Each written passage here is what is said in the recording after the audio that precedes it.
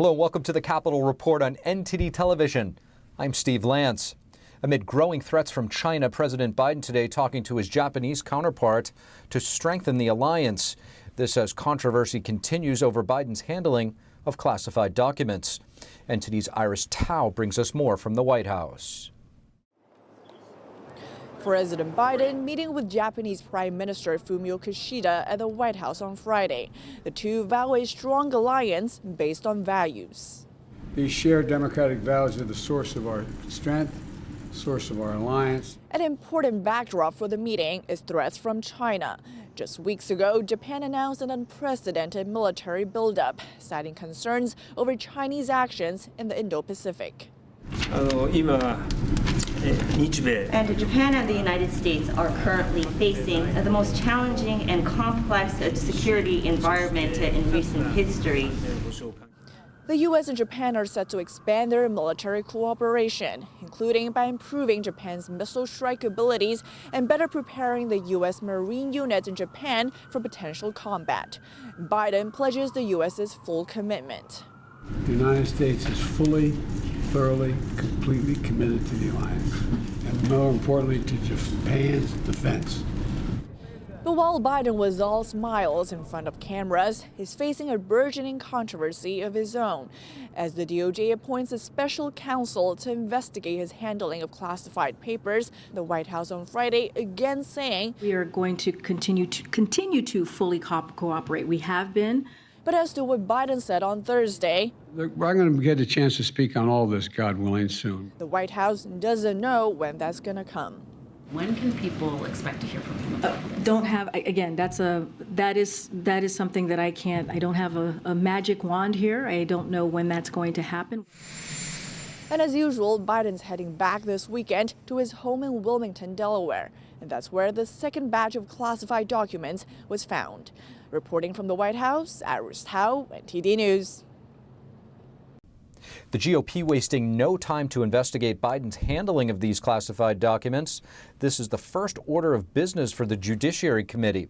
That's according to Chairman Jim Jordan, who's also prepping investigations into other federal agencies over what he's calling the weaponization of the federal government. NTD's Melina Wisecup brings us the latest.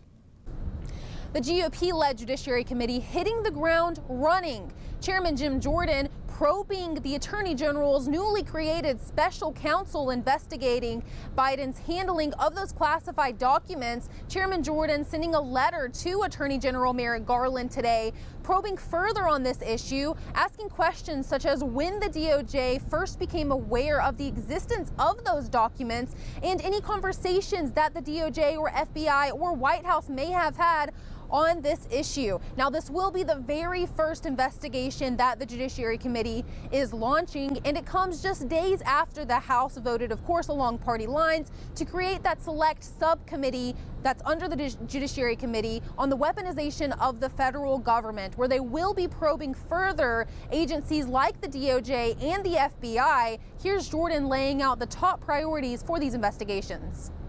The Department of Justice treats parents as terrorists, moms and dads who are simply showing up at a school board meeting to advocate for their son or daughter.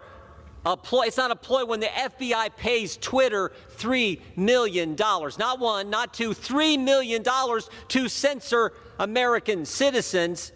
It's not a ploy when the Department of Homeland Security tries to set up a disinformation governance board, because we all know that the Department of Homeland Security can tell what's good speech and what is bad speech, you got to be kidding me. And Jordan says there's been multiple whistleblowers come forth with concerns in these areas.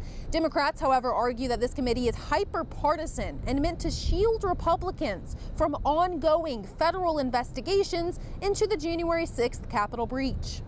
As we have members in this chamber who themselves may be subjects of investigation.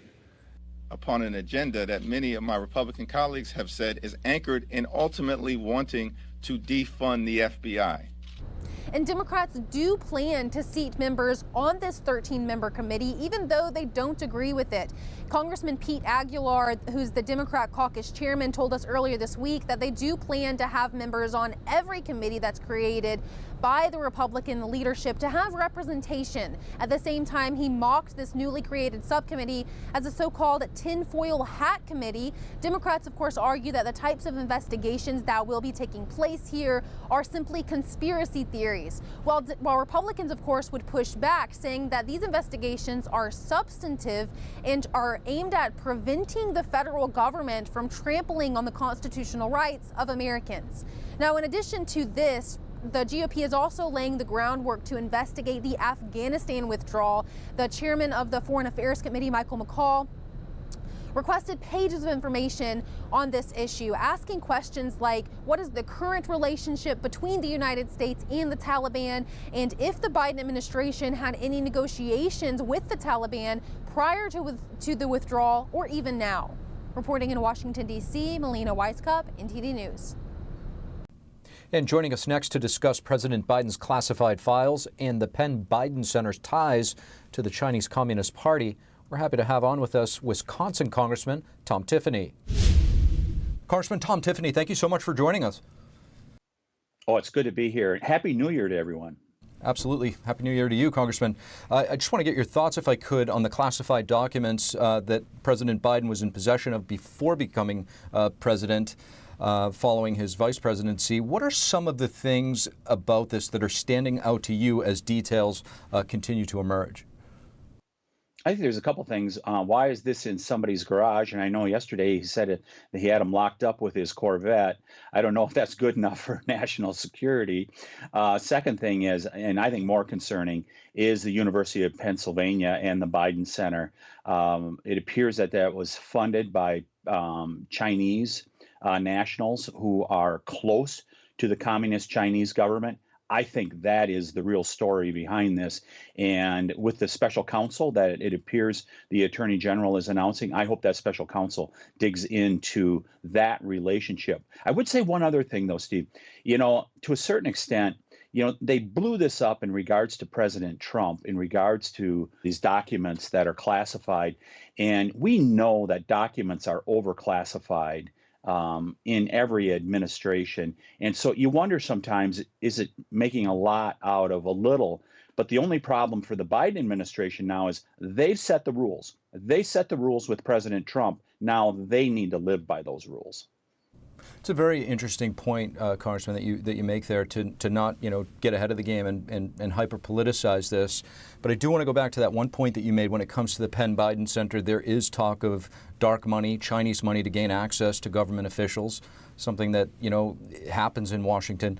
Does this need to be investigated thoroughly, and do you think it will be? Yeah, as I said in my comments, the Penn Biden Center angle of it, that is the most important. Based on what we know right now, that is the most important thing that we need to find out. Is there a connection with the Chinese government, especially as we go into hearings and investigations into the Hunter Biden laptop, the connections that we know the Biden family had with Burisma and the Ukraine? I mean, is this part of a bigger picture? Is this part of the puzzle? And we really need to dig on that. And I'm sure hoping that this special counsel is going to dig deep. And I suspect that there's going to be enterprising reporters and others that are going to start taking a really hard look at, after having seen the roadmap, to who is helping fund these Biden family's interests. Well, I have to say it's been heartening to see that what seems to be uniting issue on the House floor has been China. 2 significant votes passed, bipartisan, a lot of Democrats joining Republicans. There's another issue that's just been passed, an abortion bill through the House. You've been very outspoken over this. Tell us about that bill and why it matters to you.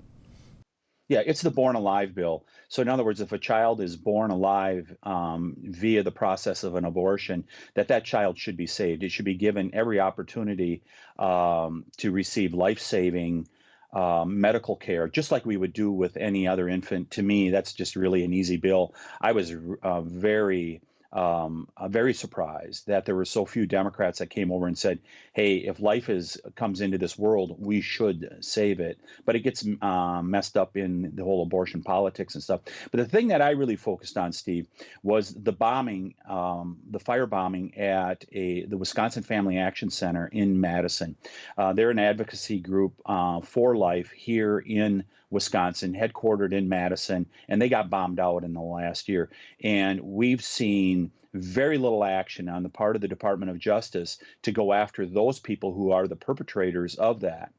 Because there's a group called Jane's Revenge that has done other actions across the country that they've used violence and nothing is coming out of it. And I'm very concerned that both at the federal level as well as the state level, our Department of Justice in Wisconsin has not made progress on this, and they need to dedicate more time to it, because violence of any kind like that should be met with the toughest, most complete law enforcement review as possible to bring the perpetrators to justice.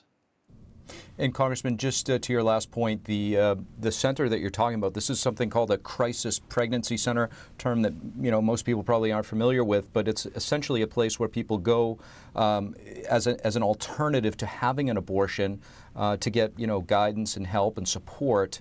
Really, Good Samaritan centers. Really, is that correct?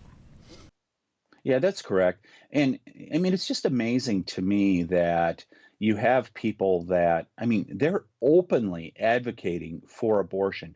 They're celebrating it. And while this is a deeply personal decision between a mother and her child, it is, to me, unconscionable that you have people that celebrate the fact that we need more abortions in America. To me, it really is foreign thinking, and I just don't get it. But once again, gets mixed up in the abortion politics and all the rest. Congressman Tom Tiffany, thank you so much for joining us. It's good to be with you once again, Steve. A New York judge has ordered former President Trump's company to pay $1.6 million in fines. Trump has called the ruling part of a witch hunt done by those who do not want him to run for president again. NTD's Jason Perry brings us the latest. The case against former President Trump's real estate company appears to have reached an end. On Friday, a New York judge ordered the company to pay $1.6 million in fines, the maximum possible under state law. And on Tuesday, the judge ordered Alan Weisselberg, the company's former chief financial officer, to 5 months in jail. The sentences come after Trump's company was convicted for scheming to defraud tax authorities. Trump has called the investigations into his business dealings part of an ongoing witch hunt done by those who don't want him to run for president again. But on the other hand, Trump appears to have lots of support within his own party. A CBS News poll released this week shows that 65% of Republicans think loyalty to Trump is either somewhat or very important. And 81% of Republicans prefer candidates with similar policies and proposals as Trump. And recently, House Republicans said they want to introduce a resolution to remove Trump's impeachment. The new House Speaker, Kevin McCarthy, commented on it. When you find that the final information that the Russia document was all a lie, when you watch what went through, I would understand why members would want to bring that forward. But I understand why individuals want to do it, and we'd look at it. Trump is set to kick off the next phase of his 2024 presidential campaign in South Carolina at the end of the month. But it won't be a rally this time, according to what Trump's senior advisors told Politico on Wednesday. They said it would be a, quote, intimate event where Trump would roll out his leadership operation. As of now, Trump is the only declared 2024 presidential candidate. And President Biden is expected to run again in 2024, but he hasn't made an official announcement. Jason Perry, NTD News. Thank you for watching the Capitol Report. If you want to see our full broadcast, check us out at epochtv.com.